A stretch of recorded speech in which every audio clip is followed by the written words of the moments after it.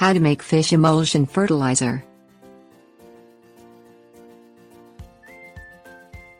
Fish emulsion is one of the most powerful organic fertilizers that you can feed your plants. It provides a quick boost of usable nitrogen, phosphorus and potassium to plants. While the product has a powerful aroma as well, it is made from the remains of fish. You may find nutrient benefits to your plants outweigh the temporary unpleasant smell.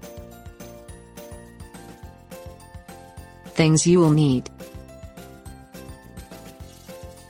5-gallon bucket with lid, blender, fish, molasses, Epsom salt, dried leaves and grass.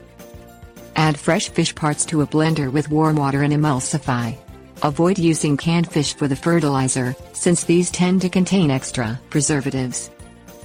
Fill the bottom of a 5-gallon bucket with dried leaves, straw, dried grass, newspaper, and/or sawdust.